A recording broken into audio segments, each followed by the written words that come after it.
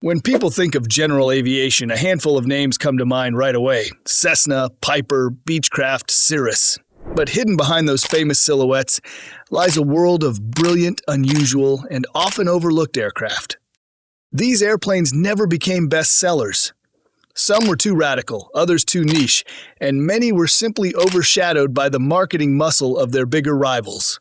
Yet each one of them carries something worth remembering. In this story, we're not celebrating the usual suspects. We're looking at the machines that slipped through the cracks. This is the story of the best unpopular general aviation planes. First airplane we're going to look at is the Eagle 150.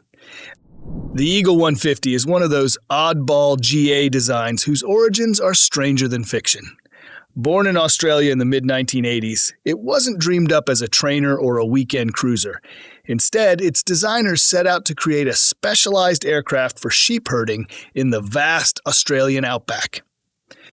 The idea was that the airplane could safely fly very slow, very low, and very controllably over open land, helping pilots maneuver around livestock without the risks of sudden stalls or spins. To achieve this, the Eagle adopted a tri-wing configuration: a main wing, a smaller foreplane, and a tailplane, all working together to tame stall behavior. The prototype, called the Eagle X, started with a converted Volkswagen engine. Performance was miserable. It was underpowered, overweight, and with high stall speeds. A Continental O200 fixed the power issue, but handling quirks remained, so the engineers covered the airframe in aerodynamic band-aids: spades, cuffs, stall strips, fences, and vortex generators. By the time they finished, the Eagle had near stall-proof behavior. Instead of snapping over, it would just mush forward with wings level. By the early 1990s, the sheep herding mission faded, but the Eagle 150 found a second life as a two-seat trainer. Its docile handling and resistance to spins made it attractive for ab initio students, and it even caught the attention of the Royal Malaysian Air Force, which bought a handful for training. A Malaysian company eventually acquired production rights, developing both manned and unmanned variants. Number 4. Socata TB20 Trinidad. Introduced in the early 1980s, the Trinidad was part of the Caribbean line, Tobago, Trinidad, and Tobago XL, that aimed to modernize European general aviation. What made the TB20 special was its big cabin philosophy. Compared to cramped American four-seaters, the Trinidad offered a wide, spacious interior that felt more like a small car than a cockpit. It seated 4 in comfort with generous baggage space, designed with real touring in mind. Under the cowl is a 250-horsepower Lycoming IO540, giving it cruise speeds of 160 to 170 knots and range beyond 1,000 nautical miles with long-range tanks. Add in trailing link landing gear, and you had an airplane that could make even rough landings look silky smooth, a favorite among European pilots operating from short or uneven strips. But perhaps its biggest strength was being a true IFR machine. In Europe, where distances between countries are shorter but weather changes fast, the Trinidad became a cult favorite among serious touring pilots. Of course, being French, it had its quirks. Parts and support were tied to Socata's Toulouse ecosystem, which meant spares could be expensive and sometimes slow to source compared to the global Cessna Piper juggernaut. Its purchase price was also higher than American rivals, and in the US especially, that limited its adoption. Number 5. Bellanca Super Viking. Few general aviation airplanes mix classic craftsmanship and hot rod performance quite like the Bellanca Super Viking. Built in Minnesota from the late 1960s, the Viking family was the last in a long line of wood and fabric airplanes, a tradition dating back to Giuseppe Bellanca, the Italian-American designer who gave Charles Lindbergh his first big ride in the Columbia. By the time the Super Viking 1730A and 1731A appeared, Bellanca had refined the formula into something special, a 4-seat retractable that could cruise at 170 to 180 knots on a 300-horsepower Continental or Lycoming engine. That put it squarely in bonanza territory, but with a price tag often lower than Wichita's benchmark Speedster. What made the Viking stand out was its construction philosophy. While Cessna and Piper had gone all metal, Bellanca stuck with Sitka spruce wings and a steel tube fuselage wrapped in fabric. This made the aircraft lighter and stronger than many contemporaries, giving it excellent climb and efficiency. Pilots loved its honest handling, smooth, stable, and quick, while passengers praised its roomy cabin and plush interiors. The problem is that wood demands care. Owners needed to hangar their airplanes and stay ahead of inspections to protect against moisture damage, glue fatigue, or hidden rot. For meticulous owners, the reward was decades of trouble-free flying. For neglectful ones, expensive rebuilds. This gave the Super Viking a reputation as an owner's airplane rather than a fleet workhorse. Because of that, it never sold in huge numbers. About 1,300 were built in total. Number 6, Rockwell Commander 114B. The Commander 114B is basically a plane that never got its due. If ever there was a general aviation airplane that deserved more love, it's the Commander 114B. Born from the lineage of Rockwell's Commander 112/114 series of the 1970s, the 114B was the refined second act, a 4-seat retractable that emphasized handling, comfort, and cockpit ergonomics in a way few others matched. From the outside, it looked like a Bonanza rival, but once inside, you realized it was something different. The cabin was wide, airy, and comfortable, with large doors that made climbing in and out painless, a blessing compared to the gymnast moves sometimes required in Cessnas and Moonies. The control layout and seating position felt natural, giving it a reputation as an ergonomic masterpiece for its time. In the air, the 114B shined as an IFR touring machine. Powered by a 260-horsepower Lycoming IO 540, it cruised at around 150 to 160 knots. Not the fastest in its class, but fast enough for comfortable cross-country legs. What pilots really loved was the handling balance, smooth, harmonized controls that made it a joy in both hand flying and autopilot-assisted instrument flying. The airplane had a kind of sweet spot personality. Unlike a Moonie, it didn't demand precision. Unlike a Bonanza, it didn't feel twitchy in pitch. And unlike a Piper Arrow, it felt solid and planted at speed. That made it a quiet cult favorite among pilots who valued feel and comfort over sheer performance numbers. But the Commander failed because of timing and economics. By the 1990s, the GA market had collapsed, production costs were high, and Rockwell had already exited the piston single market. Later incarnations under Commander aircraft kept the type alive in small numbers, but the parts ecosystem became niche, supported mostly by specialty suppliers and owner networks. Number 7, AMF Chevron. The AMF Chevron looks like something that slipped out of a CAD program before the Smooth Surfaces button was clicked. Built in the UK during the 1980s, it was a hybrid ultralight and powered glider, but its true claim to fame was being marketed as one of the quietest production aircraft ever built. From a distance, its geometry was striking. Straight lines, flat facets, and hardly a curve in sight, almost like a Minecraft airplane before Minecraft existed. Only the wing's airfoil broke the angular monotony. The forward-swept wing, fitted with drag flaps that doubled as spoilers, gave it gentle slow flight characteristics and good visibility, useful for low and slow flying. The Chevron wasn't fast, but it didn't need to be. It was built for efficiency, quiet operation, and simplicity. Pilots praised its almost cocoon-like cockpit, reinforced with Kevlar for occupant safety. Between 1983 and 1998, around 40 Chevrons were built, mostly by enthusiasts who wanted something different from the usual flex-wing microlights that dominated the UK scene. Number 8, Grumman AA-5B Tiger.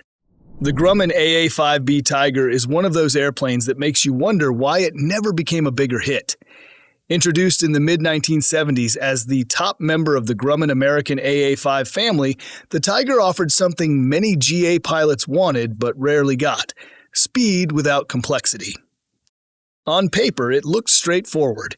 180 horsepower from a Lycoming 0360, fixed pitch prop and fixed gear, yet it cruised at 135 to 140 knots on just 10 gallons per hour.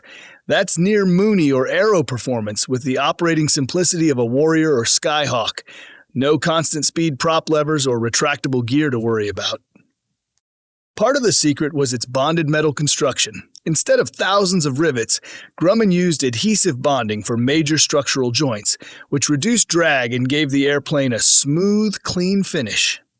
Combine that with a low-slung design, sliding canopy, and light, honest controls, and you had a sport plane feel baked into a four-seat tourer. Pilots loved the unobstructed visibility and the sensation of flying something more fighter-like than the usual spam cans. The Tiger's mission profile was also refreshingly clear. It was built to be the fastest, simplest fixed-gear four-seater on the market, and it succeeded. Owners will tell you that it hits its book numbers, flies beautifully, and carries two people and bags over respectable distances at a speed that embarrasses more complex machines. But it had issues with timing and marketing. Grumman's light aircraft division passed through several hands: American Aviation, Gulfstream, American General, and production kept stopping and starting. Without consistent support, the Tiger never built the fleet size or brand dominance of Cessna or Piper. Parts and type support became somewhat fragmented, and by the 1980s, the GA downturn killed momentum. 9. Robin DR400. The Robin DR400/401 is the airplane that, for many European private pilots, defined what flying should feel like. First introduced in 1972 by Avion's Pierre Robin of Dijon, France, the DR400 line built on the earlier Jodel heritage and quickly became one of the most widely used club and touring aircraft across Europe. At first glance, its most striking feature is the cranked wooden wing. This design gave the DR400 excellent low-speed manners, short takeoff and landing ability, and forgiving stall behavior.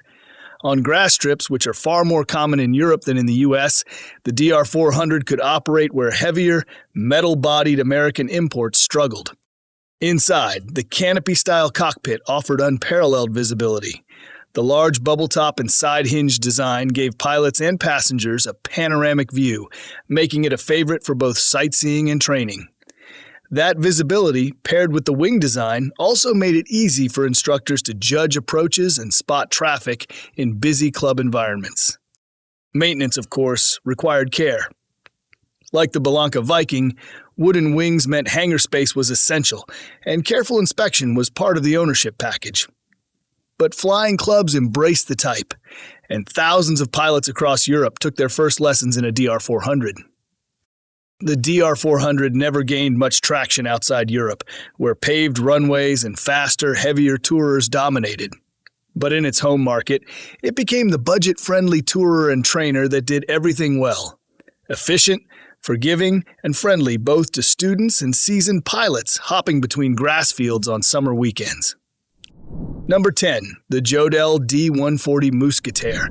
The Jodel D140 Musketeer is one of those rare general aviation airplanes that looks a little quirky, but makes perfect sense once you see where it was meant to operate.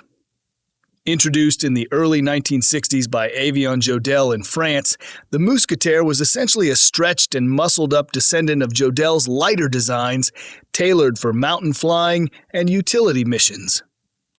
Power came from a Lycoming 0360, giving it around 180 horsepower.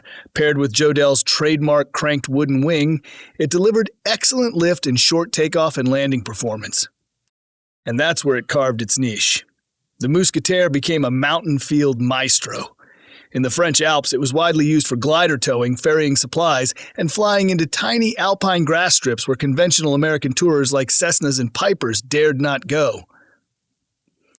What made it lovable was not speed. It cruised at a modest 115 to 120 knots, but its versatility and personality. Pilots describe it as a gentle giant, easy to fly, forgiving in the pattern, and surprisingly capable when loaded. Its big cabin, friendly handling, and ability to hop from village to village in alpine terrain made it a staple of French aero clubs. It isn't popular because nothing but a regional specialist. Wooden construction meant hangar care was vital, and in markets like the US where faster metal-bodied aircraft ruled, the Musketeer seemed slow and old-fashioned. Yet in its element, mountains, grass strips, and club fields, it was nearly perfect. Number 11. Socata Rallye.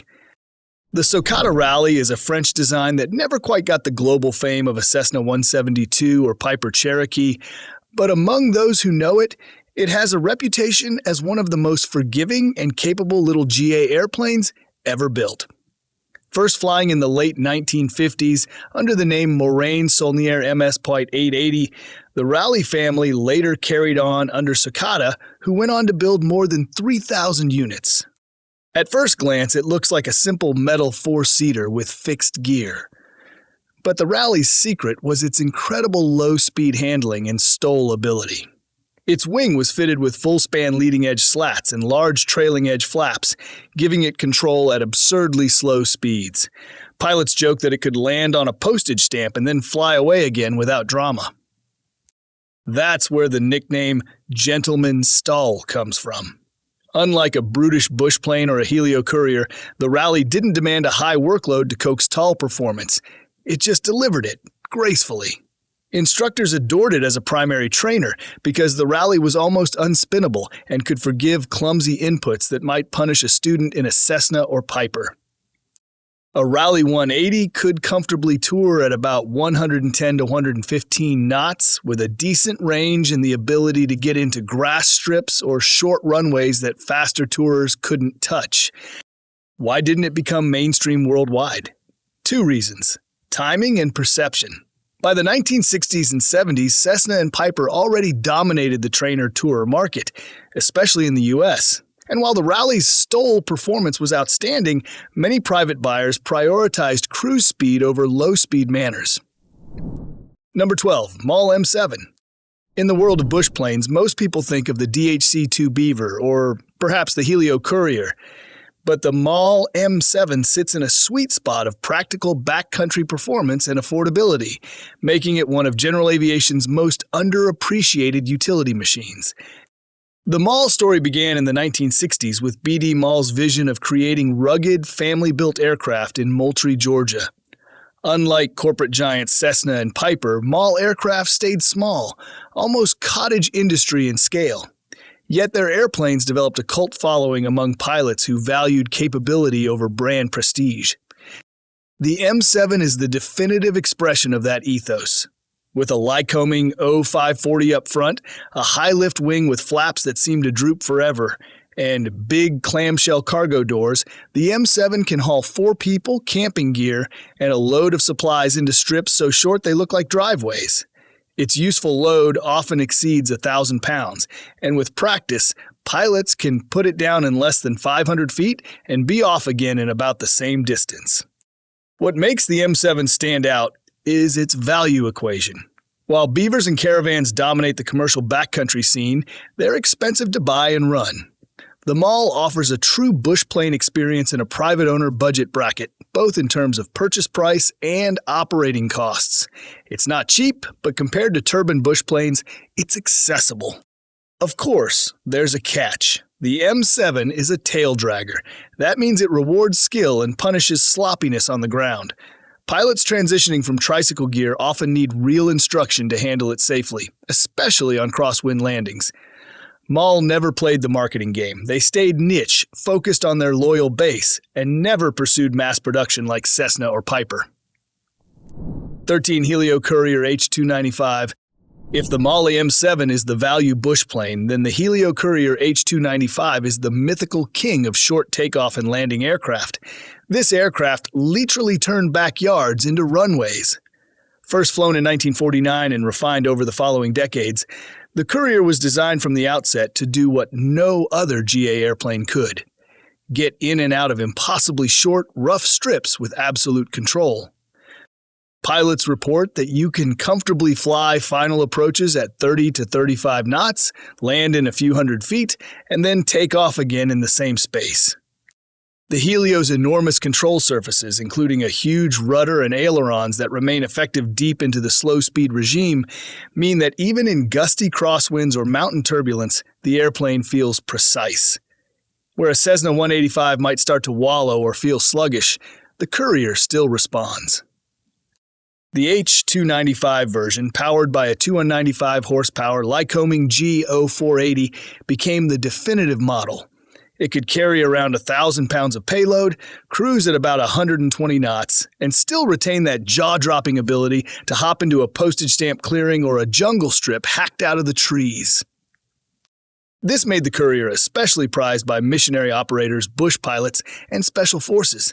In fact, the U.S. Air Force and CIA used Couriers in covert roles, from Southeast Asia to Latin America, precisely because no other light aircraft could do the same job. 14. Partenavia and Buccaneer P68 Observer. If most twins are designed to go faster and farther, the Partenavia P68 Observer flips the script. This Italian light twin wasn't built for speed or glamour. It was built with mission clarity, and that mission was seeing everything below you. The original Partenavia P68 was introduced in the late 1960s as a conventional 6-seat twin with high wings and fixed gear, offering low operating costs compared to American contemporaries like the Beechcraft Baron or Piper Seneca. But the Observer variant, developed later, took that practical DNA and optimized it for surveillance, patrol, and observation duties. The hallmark feature is the greenhouse nose. Instead of a standard cockpit, the Observer's design extended clear plexiglass panels almost all the way down to the pilot's feet, plus extra side windows. The result was unrivaled downward and forward visibility, perfect for roles like pipeline inspection, Coast Guard patrol, law enforcement, fishery monitoring, and even traffic spotting. Performance-wise, the Observer was no hot rod. Powered by a pair of Lycoming IO360s, typically 200 horsepower each, cruised around 140 to 150 knots, slower than most other light twins. But what it lacked in speed, it made up for in low cost per hour and stability at loitering speeds, where surveillance crews spent most of their time anyway. Fixed gear kept maintenance simple, and the high wing layout gave it excellent stability and unobstructed views downward. When Buccaneer took over production, the Observer continued to find niche buyers around the world. It was never a mass-market success like Cessna's twins, but for its specialized job, it was exactly the right tool. Number 15. L40 Meta Sokol. The L40 Meta Sokol is one of those aircraft that reminds you, not all general aviation comes out of Wichita or Vero Beach. In 1950s Czechoslovakia, designers at Let Kunovitz wanted to create a homegrown, modern touring airplane, something that could rival Western types like the Piper Comanche or Beech Debonair. The result was the L40 Meta Sokol, a 4-seat retractable gear aircraft that looked fairly conventional, until you noticed its landing gear. Unlike the typical tricycle or taildragger arrangement, the Meta Sokol featured what was dubbed a reverse tricycle landing gear. In simple terms, it had 2 large main wheels positioned just aft of the center of gravity, plus a smaller nose wheel that retracted forward. The result was an aircraft that sat on the ground almost flat, unlike taildraggers with a nose-high attitude. This gave pilots superb visibility during taxi and takeoff, while still allowing for a strong, shock-absorbing stance on rougher fields. It also simplified landings, as the aircraft behaved more like a nose-wheel type without the heavy forward CG tendencies. Power came from an inline air-cooled M332A engine, a locally built design, producing around 140 horsepower. With its clean aerodynamics and retractable gear, the Meta Sokol could cruise at 120 to 130 knots, making it competitive with contemporaries from the West. 16. Lake LA400 Buccaneer. Most seaplanes fall into 2 camps: tiny, fabric-covered float planes like a Cub on Edo floats, or massive utility machines like the Twin Otter or Grumman Goose. The Lake LA400 Buccaneer, however, is something different. An amphibious flying boat that an ordinary private owner could actually afford and operate. Born in the 1950s as the Colonial Skimmer and later refined into the Lake series, the Buccaneer represented a unique vision. A true amphib that could live on both land and water, while still fitting into the general aviation world. Its defining feature is that boat hull fuselage topped with a high pylon-mounted engine pushing from behind the cabin. This setup looks odd at first, but it solves several challenges. It keeps the prop clear of spray during water operations, balances the aircraft in pitch, and leaves the nose free for docking maneuvers. The LA-4 version, introduced in the 1970s, carried a 200-horsepower Lycoming IO360, giving it respectable performance for a 4-seat amphib. Cruise speed lands around 120 knots, with a useful load close to 800 pounds. Plenty for a couple, some gear, and weekend adventures to lakes and rivers that land planes can only dream about. Flying a Buccaneer, though, requires a different skill set. Water handling, step taxiing, glassy water landings, and awareness of wind and wave conditions are all critical. Unlike a Cessna 172, you can't just plop it down anywhere. The Buccaneer demands seamanship as well as airmanship. That dual challenge is part of its charm. 17 Republic RC-3 Seabee. If the Lake Buccaneer is the accessible modern amphib, then the Republic RC-3 Seabee is its vintage charismatic grandfather. Launched right after World War II in 1945, the Seabee was aimed squarely at the American dream, a rugged, family-friendly airplane that could take you from your backyard airstrip to a remote lake cabin in one hop. Republic Aviation, fresh from cranking out thousands of P-47 Thunderbolts, figured post-war pilots would want practical do-it-all machines. The Seabee fit that vision perfectly. It was a 4-seat pusher-prop flying boat with a 215 horsepower Franklin engine mounted high on a pylon. Like the later Lake designs, the Seabee's engine location kept the prop clear of spray, while the boat-shaped hull allowed true water landings. Add retractable landing gear, and suddenly you had an airplane that could operate off runways, rivers, lakes, beaches, or grass strips. Performance was modest, cruise around 105 knots, useful load around 800 pounds. But nobody bought a Seabee for speed. They bought it for freedom. Families could fish, camp, or explore places no Cessna 120 or Piper Cub could reach. The Seabee was, in many ways, the ultimate smiles-per-gallon airplane. About 1,160 Seabees were built, which was a respectable number for a GA amphibian. Many are still flying today, kept alive by a devoted owner community. They're famous for their charm, distinctive look, and surprisingly capable amphibious performance. But they also come with caveats. The Seabee's all-metal hull means corrosion is the number one concern, especially if operated in saltwater. Engines, too, can be temperamental, and handling on water requires training and finesse. Number 18, the Fournier RF-4D. The Fournier RF-4D is one of those airplanes that slips under the radar until you fly one, and then you never forget it. Designed in the 1960s by Frenchman René Fournier, the RF-4D was the epitome of his philosophy. Simple, light, efficient motor gliders that deliver pure flying joy without the costs of conventional GA. At first glance, the RF-4D looks more like a long-wing sailplane with an engine tacked on, and that's not far from the truth. Its long 36-foot wingspan, slender fuselage, and tiny 39-horsepower Volkswagen-derived engine give away its glider DNA. But what this combination yields is magic. 2 to 3 gallons per hour fuel burn, cruise speeds around 90 knots, and the ability to soar with thermals when you feel like shutting the engine down. This aircraft offers long legs on pocket change. Where a Piper Cherokee burns 8 to 10 gallons an hour just to plod along at 110 knots, the RF-4D can cover similar distances at nearly a third of the fuel cost. And unlike a pure glider, you're not chained to a tow plane or winch. You can take off under your own power, climb to altitude, and then decide whether you want to cruise or soar. The flying experience is as pure as GA gets. It's stick and rudder flying in the truest sense. Light controls, big wings that talk back to you, and visibility that makes you feel like a bird.